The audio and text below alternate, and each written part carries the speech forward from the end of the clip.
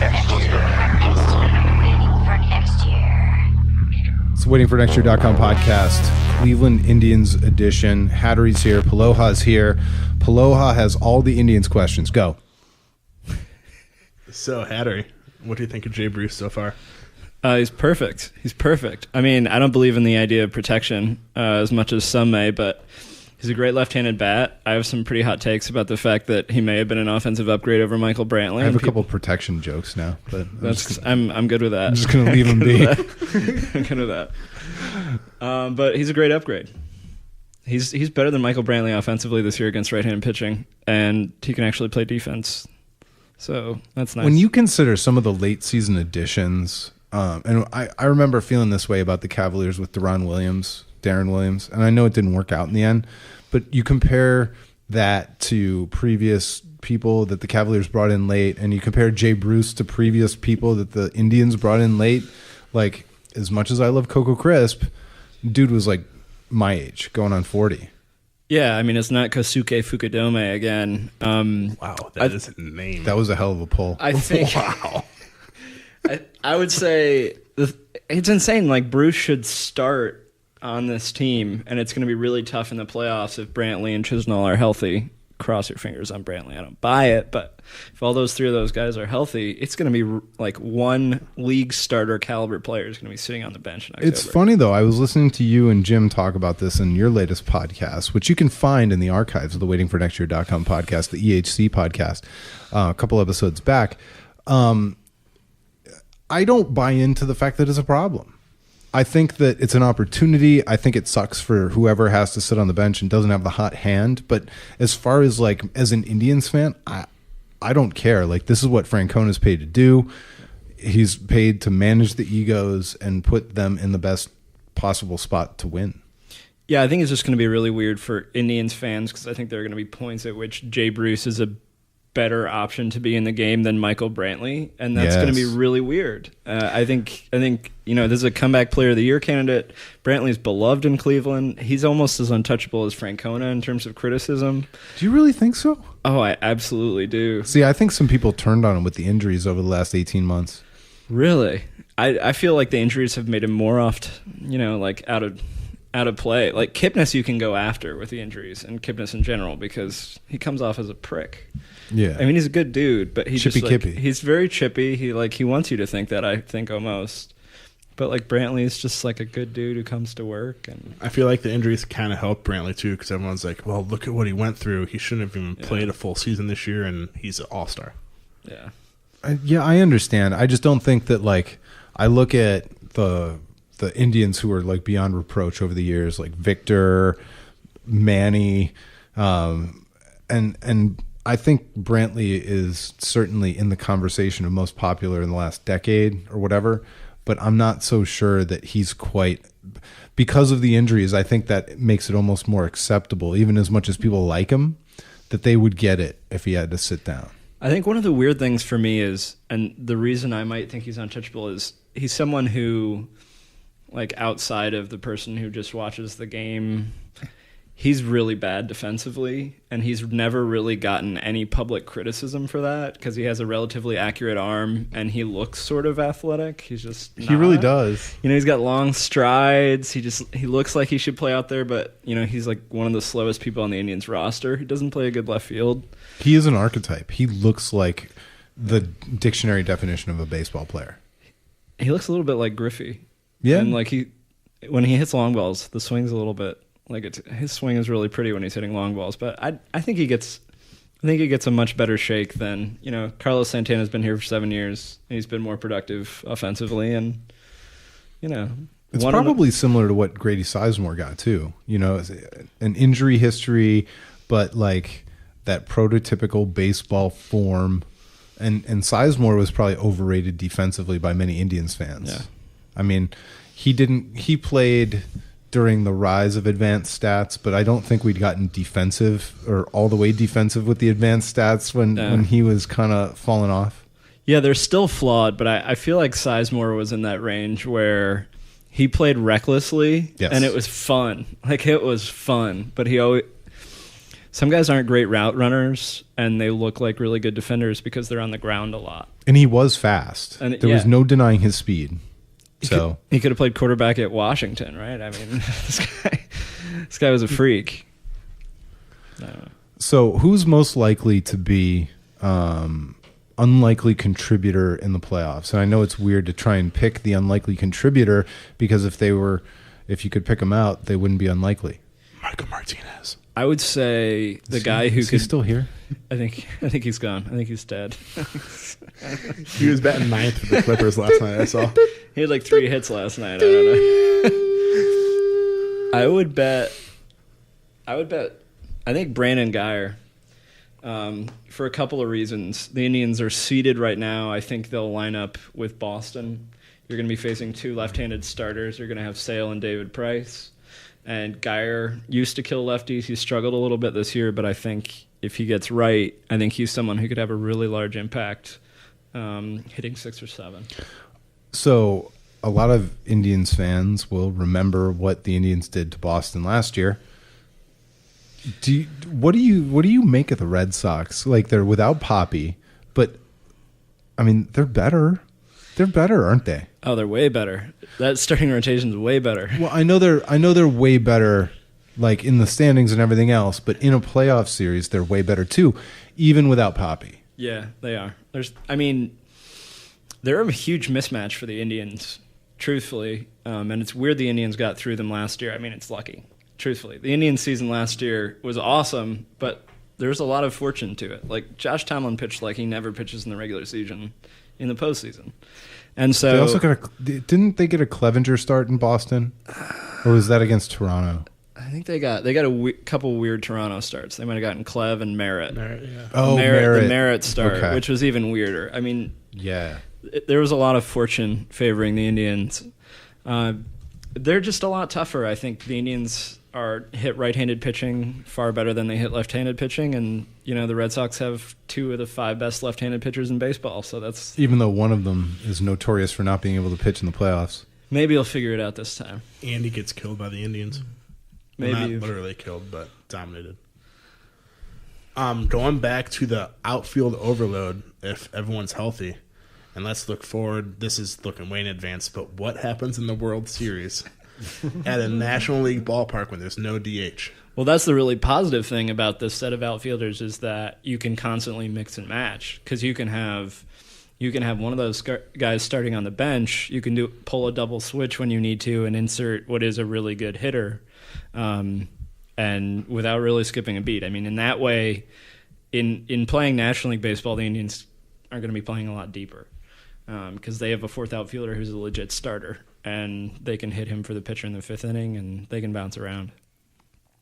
How do they avoid running out of players and having their season rely on Michael Martinez? Well, and it doesn't even have to be Michael Martinez. I know that, like, it's not that dude's fault that he was the last option on the bench.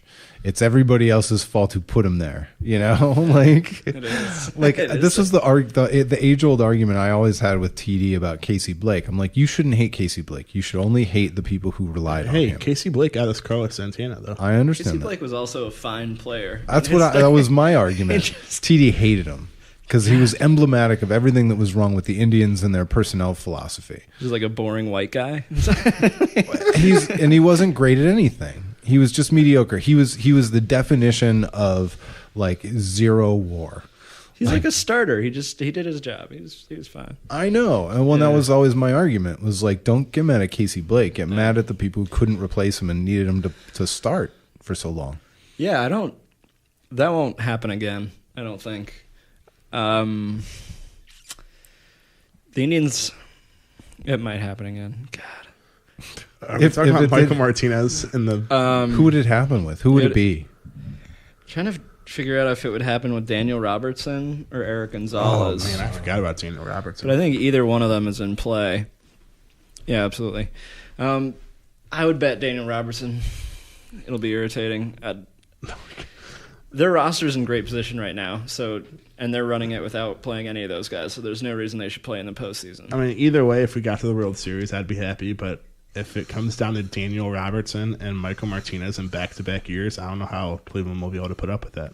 I just don't think that quality of mediocre managing and roster management will happen at the same time and create a confluence of events so utterly painful again. But I don't know. I mean, with how much talent they have this year, too, in the outfield, I don't think that has to come down to that. Well, and the idea with acquiring somebody like Encarnacion is that you're inserting somebody with such top-level talent that it shouldn't come down to a margin quite the same exact way. But I'm and as much as I love Encarnacion and what he's doing and the fear that he puts into opponents in the lineup, I'm not convinced that this year's lineup is so much better that it's going to carry above and beyond the luck. And I agree with you that there was a lot of luck last year. Yeah, I mean, Roberto Perez hit 2 home runs in a World Series game, won them a World Series game. They were on the brink riding just some really fluky wins, and I think my thing with the playoffs is always, like, it's great to talk matchups, and at the margins, the matchups really matter and the quality of the team. But so many World Series games are decided by the 17th guy on the roster. They're decided on your third starter. Baseball is just really variance-driven. That's why they play so many games. And so you get to the dance floor, and then you just hope everything falls your way. So where do you come out on the arguments that seem to happen online all the time about how long the season is and how many different lineups you actually need to use, and then questioning the day-to-day, game-to-game management decisions and lineup decisions and things of that nature? Does it really matter? So I've gotten, I mean, especially in the Central, it doesn't matter because the Indians are way better than anybody else. They can screw up the lineup. And the lineup is sort of like a marginal play. Like, it only matters in a totality sense. In like a couple of few games, it doesn't matter. What's concerning, the only time I complain is when you consistently make the same mistake. Like, if you're consistently putting Michael Martinez into games late in the regular season as a defensive replacement that are close, and he's coming up and hitting in high leverage, you're going to do that again right, in a World Series. And so it's only an issue, like, I don't care if Jason Kipnis hits 9th tomorrow and second the day after. What I care is if there's, like, a consistent decision-making pattern that's bad. Like, if Hugh Jackson can't call a timeout correctly and Terry Francona chooses not to use his loogie in the right situation consistently, that's what would worry me. So where do you come out on all the bunting? I don't care. You don't care? The Indians are, I mean, I hate bunting. It's inefficient, but I'm not going to go on Twitter for 2 hours. Well, and I guess that's as true about anything as is about bunting. Is like tweeting about it's not going to really do anything. It's not like Terry Francona gives a shit about your Twitter. Yeah, I mean, Terry likes it. Lindor does it because it helps him feel comfortable in the flow of the game sometimes, he's said. I don't love it, but it makes some guys unpredictable. Yeah, I have no problem with it.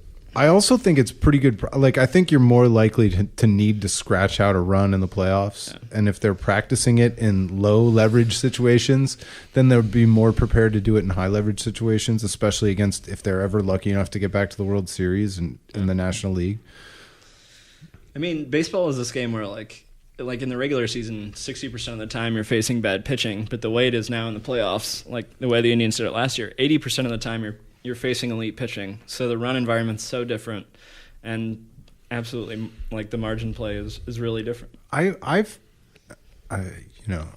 don't have the stats to back this up, but it is my feeling, it is my perception, having watched a lot of Indians playoffs over the years, that there used to be occasional softball scores, and that they just don't happen like they used to. But and maybe I'm crazy. I should probably look it up before I just talk out my butt. This will be the really interesting year, though, because we're seeing this massive home run spike. I mean, I think this could be a really interesting year, and I think, like, maybe the strongest argument against bunting this year is that the run environment's spiking at such a rapid rate, and you have so many home runs to the point where giving up outs in this environment may not be as smart as it was even 7 years ago. And it comes down to who's bunting. I remember, last week, I think it was Francisco Lindor. No, it was Jose Ramirez batting cleanup, and he came in the first inning and bunted. Yeah. Like, I don't think maybe in the playoff game you do that, but in a regular season game, just go hit the ball.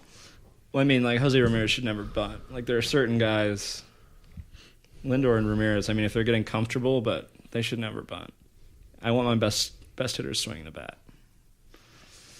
Yeah, I think that's probably true. I don't know. I like to rail against bunting on Twitter because I think it's funny. But I'm not that serious about it. I enjoy the theater now. Like, I think it's like really fun. And I've noticed that there's like 100 anti-bunters to every one pro bunter. And like that one pro bunter guy just gets mercy kills. Like, they just like everybody jumps in. You see like 15 different Twitter handles in there just going at this poor guy.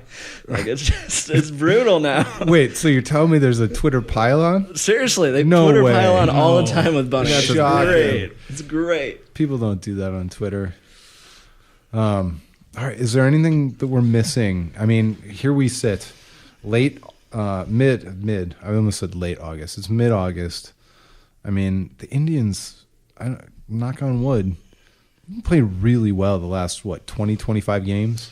Yeah, I think the biggest thing is last year at this time, Carlos Carrasco was healthy, and Danny Zalazar was, I think he was healthy at this time. And those guys are healthy right now, and it's huge for the Indians to get to the playoffs with them healthy. And I think at this point, there's just, I mean, you can save this clip for when it goes all awry, but the Indians are so much better than the rest of this division. They have a large enough lead. This division's over. And so they have a 6-game lead with 117 games played. Yeah. So it's over. So they have 45 games left, 6-game lead against 2 teams that are chasing them that have no business being in contention at this point. The Royals and the Twins are both 6 games back, and Detroit is 13 games back. Yeah, it's all right. Keep going. And alas. So I guess the point is, the only thing that matters at this point is keeping those pitchers healthy. Okay. Just keep Carrasco healthy. Well, that's a perfect place to stop. Thanks so much for joining me, guys. And thanks for listening, everybody. Make sure you find us on iTunes and give us a rating, hopefully a good one. It's been the waitingfornextyear.com podcast. Thanks so much for listening. Go find us on iTunes. Give us a rating, hopefully a good one.